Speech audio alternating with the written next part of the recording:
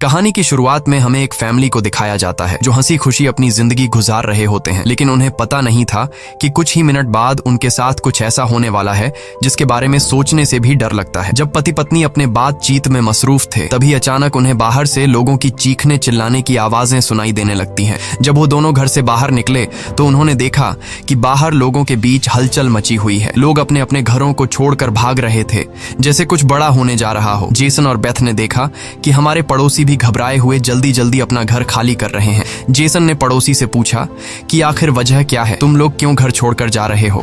लेकिन वो लोग इतने जल्दी में थे कि उन्होंने जेसन की बात का कोई जवाब नहीं दिया। वहीं उन्होंने देखा कि पड़ोसी का बेटा भी अपना सामान पैक कर रहा है। जेसन ने जब उस बच्चे से पूछा कि तुम लोग कहाँ जा रहे हो, तो उस बच्चे ने जवाब दिया कि मेरे पापा का एक दोस्त गवर्नमेंट ऑफिसर है। उन्होंने कहा कि एक बहुत ही जहरीला वायरस फैल चुका है जो एक नॉर्मल इंसान को मॉन्स्टर में बदल देता है। लेकिन तभी वहाँ उस बच्चे की माँ आ गई और उसे पकड़कर वहाँ से ले जाने लगी। जेसन ने उससे पूछा कि आखिर ये बच्चा किस वायरस की बात कर रहा है, जिस पर इस बच्चे की माँ ने कहा कि अभी बताने का वक्त नहीं है, अपनी वाइफ और बेटी को लो और इस शहर से जितना हो सके दूर निकल जाओ। ये सुनकर जेसन और बेथ बहुत ज्यादा घबरा गए। उसके बाद जेसन बिना सोचे समझे अपनी फैमिली को गाड़ी में बिठाकर शहर से बाहर ले जाने लगता है। मगर रास्ते में उन्होंने देखा कि जो पड़ोसी भाग रहे थे वो वापस लौट रहे हैं। ये देखकर उन्हें और भी अजीब लगने लगा। आगे जाकर ये लोग ट्रैफिक में फंस जाते हैं। जब जेसन और उसकी फैमिली गाड़ी से बाहर उतरे तो उन्होंने देखा कि शहर से बाहर निकलने वाला अकेला रास्ता पुलिस ने बंद कर दिया है। आसमान में यहाँ वहाँ हेलीकॉप्टर्स पहरा देने लगे। लोगों को बताया जाने लगा कि शहर में एक जहरीला वायरस फैल गया है और तुम लोगों को जल्दी से घर वापस लौटना चाहिए। ये बात सुनकर जेसन को कुछ अजीब लगा कि जब शहर में वायरस फैल गया है तो लोगों को शहर से बाहर निकालने के बजाय उन्हें शहर में ही क्यों रहने को कहा जा रहा है। तभी अचानक पास की पहाड़ से एक बड़ा सा पत्थर उनके कार पर आ गिरा। ये देखकर वो लोग बहुत ज्यादा घबरा गए। पहाड़ हिलने लगा। तभी उस पहाड़ के पीछे से दो मिलिट्री के फाइटर जेट्स निकलकर शहर की तरफ बढ़े। वो दो फाइटर जेट्स पूरे शहर पर बमों की बारिश करने लगे, जिससे पूरा शहर राख में बदल गया। जेसन की वाइफ बेथ को फौरन समझ आ गया कि अगर वो पुलिस की बात मानकर घर लौट जाते तो उनका अंजाम बहुत बुरा होने वाला था। उसके बाद वो फाइटर जेट्स सड़क पर मौजूद लोगों की तरफ बढ़ने लगे। ये देखकर सभी लोगों में हलचल मच गई। अब सबको समझ आया कि गवर्नमेंट उन्हें मारना चाहती है। सभी अपनी जान बचाने के लिए यहाँ वहाँ भागने लगे, पर जेसन और बेथ को समझ आया कि वो कहीं भी भाग लें, वो फाइटर जेट्स उन्हें मारकर ही रहेंगे। तभी बेथ ने पीछे मुड़कर पहाड़ पर एक स्कूल देखा और उसे लगा कि बचने के लिए वो जगह बेहतर रहेगी। जिसके बाद जेसन बेथ और जोई को लेकर स्कूल की तरफ पहाड़ पर चढ़ने लगे। पीछे ब्रिज पर मौजूद लोगों पर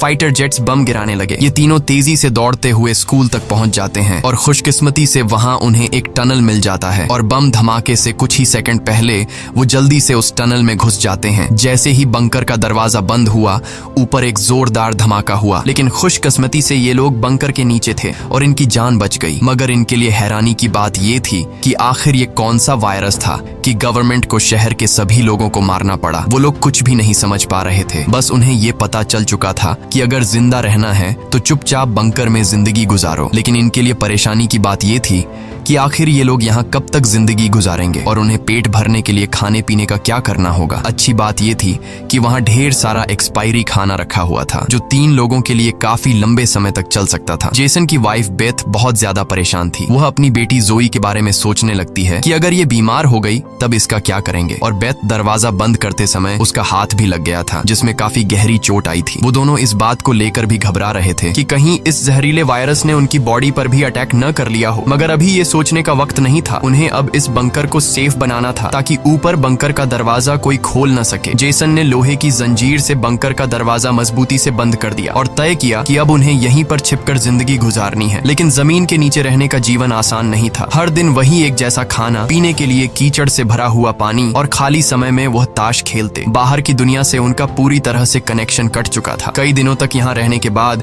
वो लोग बहुत ज्यादा इस बंकर में तंग हो चुके थे। लेकिन वो क्या करते, अगर ऊपर जाते तो उनकी जान नहीं बच पाती। इस जीवन ने जेसन के परिवार को मानो इस दुनिया के अंत का एहसास दिलाया। जोई ने अपने पापा से पूछा, पापा हम यहाँ कब तक रहेंगे? जेसन के पास इस बात का कोई जवाब नहीं था। उसने अपनी बेटी से बस यही कहा, जब बाहर वायरस चला जाएगा तभी हम बाहर जाएंगे। वो अपनी बेटी की आंखों पर उंगलियां रखकर बाहर की दुनिया उससे इमेजिन करवाता है। इस तरह से दिन गुजरते गए और फिर महीने। उन्हें नहीं पता था कि बाहर निकलने के इंतजार में उन्हें यहाँ इस बंकर में 300 से भी ज्यादा दिन गुजर चुके हैं। जोई अपनी माँ की बनाई हुई पेरिस्कोप से बाहर की दुनिया को देखती है है। बाहर चारों ओर बस तबाही का मंजर नजर आ रहा था, जैसे ये पूरी दुनिया जलकर राख हो गई हो। वहाँ किसी भी इंसान का नामो निशान तक नहीं था। ये सब देखकर उस छोटी बच्ची को लगने लगा कि शायद हम इस दुनिया के आखिरी बचे हुए लोग हैं। माँ ने उसे दिलासा दिया कि तुम ऐसा मत सोचो, शायद तुम्हारे दोस्त भी हमारी तरह कहीं छुपे हुए हों। अब रात हो चुकी थी और डिनर का समय हो चुका था। उनके पास अब खाना भी कम बचा हुआ था, इसीलिए वो तीनों थोड़ा सा खाना खाकर काम चला रहे थे। लेकिन आज जोए की जिद पर उसे पूरा एक कैन का डिब्बा दिया गया। जोए ने जब टिन का डिब्बा खोला तो उसने देखा कि टिन का डिब्बा अंदर से खाली है। इस डिब्बे के पीछे की तरफ एक छोटा सा छेद था, शायद कोई चीज इसमें से खाना चुरा गई थी। बेथ ने सारी बची हुई डिब्बों की जांच की तो पता लगा कि पूरे 12 डिब्बे खाली थे। ये देखकर वो बहुत ज्यादा परेशान हुए, क्योंकि ये तो उनके 2 हफ्तों का राशन था। बेथ ने वेंटिलेशन जाली की तरफ देखा और अंदाजा लगाया कि शायद कोई चूहा अंदर आकर खाना ले गया। बेथ ने कहा कि अगर ये चूहा है तो इसे जल्द मारना पड़ेगा, नहीं तो ये हमारा सारा खाना बर्बाद कर देगा। बेटी के उदास चेहरे को देख जेसन ने उसे दिलासा दिया कि छोटी छोटी बातों से परेशान मत हो, अगर खाना खत्म हो भी गया तो मैं ऊपर जाकर कुछ सामान ले आऊंगा। अगले दिन जब जोई अपनी माँ के साथ ब्लॉक्स में खेल रही थी तभी पीछे से हल्की सी आवाज आई। जोई ने जब पीछे मुड़कर देखा तो एक चूहा फिर से टिन फूड चुराने घुस आया था। इससे पहले कि वो चूहा भाग जाता, जोई ने फौरन अपने पेरेंट्स को बुलाया। आज उन्हें इस चूहे को हर हाल में मारना था। जेसन गुस्से में चाकू निकालकर उसे टुकड़े टुकड़े करने के लिए आगे बढ़ा, लेकिन वो छोटा सा चूहा बहुत तेज निकला। वो जेसन के वार से खुद को बचाते हुए निकल भागा और टेबल पर रखी लालटीन को भी गिरा दिया। जैसे ही वो अपने बिल में घुसने वाला था तभी बेथ ने अचानक झपटा मारा और चूहे को मार दिया। वो सब चूहे को मारने की खुशी मना रहे थे कि दूसरी तरफ लालटीन के गिरने से धीरे धीरे आग बढ़ने लगी। जेसन दौड़कर उस लालटेन को बंद करने लगा, लेकिन वो लालटेन बहुत गर्म था, जिससे जेसन का हाथ जल गया और लालटीन का शीशा फटने पर पूरे टेबल में आग लग गई। बेथ ने पर्दा फाड़कर आग बुझाने की कोशिश की। जेसन ने नल से आधी बाल्टी पानी निकालकर उस आग पर डाला। जैसे तैसे करके उन दोनों ने उस आग को बुझा लिया, लेकिन खतरा अभी टला नहीं, बल्कि अब उनके लिए और भी मुश्किल बढ़ने वाली थी, क्योंकि आग तो वो लोग बुझा चुके थे, मगर आग से निकलने वाले धुएं ने पूरे बंकर को धुएं से भर दिया था और वह धुआं धीरे धीरे वेंटिलेशन जाली से ऊपर की तरफ निकल रहा था। ये देखकर वो सब घबरा गए, क्योंकि ये धुआं उनका वहां होने का ठिकाना जाहिर कर रहा था। अब सब लोग सांस रोककर बैठे थे। जेसन ने कहा कि शायद रात का अंधेरा धुएं को छुपा लेगा और किसी को हमारे ठिकाने के बारे में पता नहीं चल पाएगा। वो तीनों डर के साए में पूरी रात जागते रहे। अगली सुबह उन्होंने खुद के तसल्ली के लिए पेरिस्कोप से बाहर झांक कर देखा तो उनके पैरों तले जमीन खिसक गई। उन्होंने देखा कि बाहर तो पूरा धुएं का गुब्बार उठा हुआ था। ये देखकर उन लोगों की बेचैनी बढ़ने लगी। उन्हें पूरा यकीन हो गया था कि उनके ठिकाने का राज खुल चुका है। तभी बीत ने कहा कि अगर धुआं उठा है तो उस पास राख भी जमा हुआ होगा, जिसकी जांचबीन करते हुए हमारे ठिकाने का पता चल सकता है। इसीलिए अब हमें राख की सफाई करनी होगी। जिसके बाद पति पत्नी ने बाहर जाकर सफाई करने का फैसला किया। जाने से पहले जेसन ने अपनी बेटी जोए से कहा कि जोए, मुझे प्रॉमिस करो कि बाहर से चाहे तुम्हें आवाज आए या फिर कुछ भी हो जाए, बस तुम्हें बाहर नहीं निकलना है। बेटी से वादा लेने के बाद उन्होंने दरवाजे की जंजीर खोली, बाहर की आवाजों को ध्यान से सुना और जब यकीन हुआ कि बाहर कोई भी नहीं है तब दोनों ने मिलकर बंकर का दरवाजा खोला और बाहर निकल गए। अब उनकी बेटी अकेली अंदर रह गई। वो अपने पेरेंट्स का इंतजार कर रही थी, लेकिन बहुत देर तक इंतजार करने के बाद भी जब उसके माता पिता वापस नहीं आए तो उसने स्टूल पर चढ़कर दूरबीन से बाहर के हालात देखने लगी। जल्द ही उसने देखा कि उसके माता पिता बंकर के दरवाजे को छुपाने की कोशिश कर रहे थे, लेकिन तभी जोए ने कुछ ऐसा देखा जिससे उसकी सांसें गले में अटक गईं। उसने देखा कि दूर जंगल में एक काली परछाई तेजी से उनकी तरफ बढ़ रही है। बच्ची ने जोर से चिल्लाकर पापा को पीछे देखने को कहा, लेकिन दूरी बहुत ज्यादा थी। उसके माता पिता सुन ही नहीं पाए। घबराहट में बच्ची अपने डर को भूल गई और सीढ़ी पर चढ़कर बंकर से बाहर निकल आई। बाहर आते ही उसे एहसास हुआ कि उसके माता पिता अब वहां नहीं थे। बच्ची ने बेचैनी में जोर जोर से अपने माता पिता को पुकारना शुरू किया। तभी पीछे से अचानक उसका मुंह किसी ने दबोच लिया। ये कोई और नहीं बल्कि उसकी माँ थी। कुछ सेकंड्स बाद एक जंगली हिरण का झुंड तेजी से वहां से गुजरा। हालांकि वो तीनों बाल बाल बचे, लेकिन बीत का डर और ज्यादा बढ़ने लगा। इन हिरणों का इस तरह भागना जरूर किसी खतरनाक चीज से बचने की कोशिश थी। सबको खतरे का अंदाजा हुआ और वो तेजी से वापस बंकर की तरफ भागे और बंकर के अंदर घुस गए। जेसन ने लकड़ी की पट्टियों से बंकर का दरवाजा बंद किया और लोहे की जंजीर से उसे कसकर बांध लिया और सबको बिल्कुल खामोश रहने का कहा। तभी उन्होंने ऊपर से कदमों की धीमी आहट सुनी। ऐसा लग रहा था कि जैसे कोई बंकर के दरवाजे की तरफ आ रहा हो। वो कई मिनटों तक लगातार बंकर के ऊपर इधर उधर घूम रहा था। ये तीनों आहिस्ता कदमों से बंकर के दरवाजे से हटकर आगे की तरफ जाने लगे और शायद अब तक ऊपर जो भी था उसे भनक नहीं लगी थी कि नीचे बंकर में कोई है। डर के मारे जोए रोने लगी। बीत उसे चुप कराती है और कहती है कि अगर आवाज बाहर तक गई तो सब खत्म हो जाएगा। वो तीनों धीरे धीरे बंकर के दरवाजे से काफी आगे बढ़ चुके थे। वो बंकर के दरवाजे से इसलिए आगे बढ़ रहे थे कि अगर कोई ऊपर से बंकर का दरवाजा खोल भी दे तो नीचे उसे हम नजर नहीं आए। लेकिन तभी जोई ने जो गुड़िया हाथ में उठाई थी उसकी रस्सी एक स्क्रू में फंस गई। वह स्क्रू धीरे धीरे ढीला होने लगा। ये देखकर जेसन और बीत की सांसें अटक गई क्योंकि वह रस्सी गुड़िया में लगी आवाज के स्विच से जुड़ी थी। इससे पहले कि वह कुछ कर पाते वह स्क्रू एक झटके से निकल गया और उसी पल तेजी से गुड़िया के अंदर से आवाजें आने लगी। जेसन ने फौरन उस गुड़िया को चीर डाला और उसके अंदर स्पीकर को तोड़ दिया। लेकिन अब बहुत देर हो चुकी थी। ऊपर जो चीज उनका पीछा कर रही थी उससे उनकी भनक लग चुकी थी। अचानक ऊपर से जोर की टक्कर की आवाज आई और फिर भारी कदमों की गूंज सीधा बंकर के दरवाजे के ऊपर रुक गई। उसने आखिरकार उनका ठिकाना ढूंढ ही लिया और उसे खोलने की कोशिश करने लगा। वह बंकर के ढक्कन को जोर से धकेल रहा था और जंजीरों से बंद होने के बावजूद खतरा साफ महसूस हो रहा था और ऊपर के राक्षस को पता चल चुका था कि जरूर नीचे कोई मौजूद है। हालांकि वह दरवाजा मजबूत जंजीरों से बंद था, लेकिन उस चीज की भयानक ताकत के सामने वह जंजीरें एक एक करके टूटने लगी। यह देखकर जेसन को पता चल चुका था कि दरवाजा अब ज्यादा देर टिक नहीं पाएगा। इसलिए वो तेजी से अंदर भागा और वाटर पंप का पाइप उखाड़ने लगा। यहाँ बेथ ने भी हिम्मत दिखाई और सीढ़ी पर चढ़कर अपने शरीर का वजन इस्तेमाल करते हुए चैन को खींचकर दरवाजा बंद रखने की कोशिश करने लगी। लेकिन फिर भी लोहे का ढक्कन धीरे धीरे खुलने लगा। तभी उसी वक्त दरवाजे के ऊपर एक काला साया नजर आया जिसकी आंखें एक बल्ब जैसी चमक रही थीं, जैसे उन तीनों की मौत ऊपर से उनको देख रही हो। जेसन ने बिना सोचे पाइप से उस पर हमला कर दिया जिससे वो पीछे गिर पड़ा। जेसन ने जल्दी से वो पाइप दरवाजे में फंसाकर दरवाजे को बंद कर दिया और वो चीज वहां से भाग जाती है। लेकिन जेसन का शरीर अब भी बुरी तरह कांप रहा था। वह कभी सोच भी नहीं सकता था कि बाहर की दुनिया में न सिर्फ बेरहम सोल्जर्स थे बल्कि खतरनाक राक्षस भी घूम रहे थे। वह पूरा परिवार सीढ़ियों के पास मायूस बैठ जाता है क्योंकि अब उनका ठिकाना उजागर हो चुका था। अब किसी भी वक्त उन पर हमला हो सकता था और उन्हें इस बात का अंदाजा भी हो चुका था कि इस बार तो एक आया था, लेकिन अगली बार जब वो आएंगे तो उनकी तादाद काफी ज्यादा होगी और हम उनके सामने कुछ नहीं कर पाएंगे। थोड़ी देर बाद अचानक अलमारी हिलने लगी। जेसन और बेथ समझ गए कि उसने अपने बाकी साथियों को भी बुला लिया है। ऊपर से तेज कदमों की आवाजें सुनाई देने लगी, मानो हजारों जीव उनके सिर पर दौड़ रहे हों। फिर वह सभी बंकर के दरवाजे पर इकट्ठा हो गए। उनके डर से नीचे जेसन, बेथ और जोए कांप रहे थे। तभी उन्होंने अचानक एक जबरदस्त हमला शुरू कर दिया। इस बार की ताकत पहले से कहीं ज्यादा थी। मजबूत लोहे का दरवाजा टूटकर नीचे गिरा और बंकर के दरवाजे पर ढेर सारी आंखें चमकने लगी, जिसे वह लोग डर के मारे पीछे की तरफ भागने लगे। लेकिन वह राक्षस भी उनके पीछे चलते आ रहे थे। बेथ ने अपनी तेल की लैंप फेंक दी और उनके और अपने बीच पर्दे में आग लगा दी और अलमारी को पकड़कर दोनों ने उनके बीच रास्ते को ब्लॉक कर दिया। वह सभी तेजी से बंकर के अंदर की तरफ भागने लगे, पर वह लोग जानते थे कि यह सब उन्हें ज्यादा देर नहीं रोक सकते। उनके पास अब बचने का कोई रास्ता नहीं था। तभी बच्ची को जमीन की ओर खुलने वाला एक वेंटिलेशन दिखाई दिया। जेसन ने ताकत से उसे तोड़ा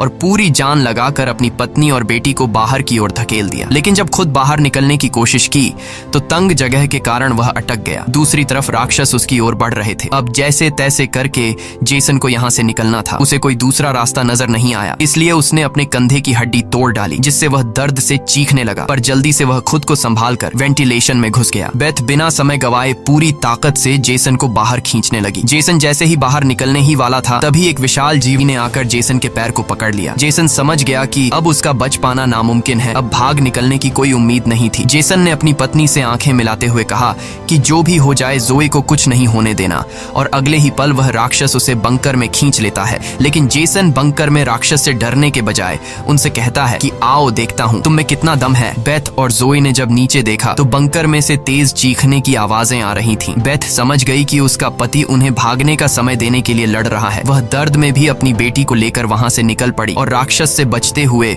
वह काफी दूर आए। लेकिन भागते भागते उन्हें कुछ अजीब महसूस हुआ। उन्होंने देखा कि जो हाईवे बाहर की दुनिया तक खुलता था, अब वहां ऊंची दीवार खड़ी थी, यानी अब इस शहर से कोई भी बाहर नहीं निकल सकता है। तभी वहां हेलीकॉप्टर दूर से उड़ता हुआ आया। जब बेथ ने पीछे मुड़कर देखा तो वह एक आर्मी हेलीकॉप्टर था। वह हेलीकॉप्टर तेजी से उनके पास आकर उन पर अपनी तेज स्पॉटलाइट चमकाई। ये दोनों जैसे ही वहां से भागने वाले थे, तभी ऊपर से उन पर एक बड़ा जाल आ गिरा, जिसमें ये दोनों फंस गए। वह दोनों हर एक संभव तरीके से जाल से खुद को छुड़ाने की कोशिश करने लगी, लेकिन जाल ने इन दोनों को बुरी तरह से जकड़ लिया था। बेथ ने जाल की जाली के बीच से देखा कि कुछ हरी आंखों वाले काले साए उनके पास आ रहे हैं। तभी यहाँ हमें कहानी का असल राज मालूम हुआ। ये जो बंदूक थामे पीली आंखों वाले लोग, जिसे हम राक्षस समझ रहे थे, ये असल में कोई एलियन या फिर वायरस से इन्फेक्टेड लोग नहीं थे, बल्कि ये तो मिलिट्री के सोल्जर्स थे जो गैस मास्क और नाइट विजन ग्लासेस लगाए हुए थे, वही आंखें जिसकी पीली चमक उन्हें किसी दूसरी दुनिया का दिखा रही थी। लेकिन सवाल आता है कि आखिर आर्मी वाले इन लोगों के जान के दुश्मन क्यों बने हुए थे। ये सारा राज आपको आगे की थोड़ी सी बची हुई स्टोरी में मालूम पड़ जाएगा। अब बेथ और जोए दोनों इन सोल्जर्स के कंट्रोल में थे। इनमें से एक सोल्जर ने एक बड़ी सी इंजेक्शन निकाली और दोनों के गले में बारी बारी से चुभा दी। जब इनके ब्लड को टेस्ट किया गया तो पता लगा कि ये दोनों भी जहरीले वायरस से इन्फेक्टेड हैं, जिसका मतलब कि ये दोनों इस धरती के लिए एक खतरा हैं, यानी अब इन्हें मार दिया जाएगा। असल में जब वायरस पहली बार फैला था तभी इस छोटे से शहर के कई लोग इसकी चपेट में आ चुके थे। ये वायरस हवा से फैलता था और ये वायरस एक इंसान से दूसरे इंसान को बहुत ही जल्दी लग जाता। इन्फेक्टेड लोग खुद भी नहीं जानते थे कि वो बीमार हैं और गवर्नमेंट के पास इस वायरस को रोकने का कोई एंटीडोट नहीं था। इन्फेक्टेड लोगों को मारने के अलावा गवर्नमेंट के पास दूसरा कोई रास्ता नहीं था। बेथ रो रो कर कहती है कि प्लीज मेरी बच्ची को जाने दो। जब बेथ ने देखा कि ये सोल्जर्स उसकी छोटी बेटी को भी नहीं छोड़ने वाले तो वो पूरी तरह गुस्से में आ गई। उसके चेहरे पर काले निशान उभरने लगे, लेकिन इससे पहले कि वो कुछ कर पाती एक सोल्जर की गर्दन से खून का फव्वारा फूट पड़ा। वो कोई और नहीं बल्कि मौत से लौट कर आया जेसन था। दरअसल बंकर में जेसन मरा नहीं बल्कि वहां वो खुद पर कंट्रोल खोकर वहां सभी सोल्जर्स को मार डाला। उस वक्त वो बहुत ज्यादा गुस्से में था। चेहरे पर काले निशान और आंखें गुस्से से लाल थीं और उसके जिस्म की ताकत कई गुना बढ़ चुकी थी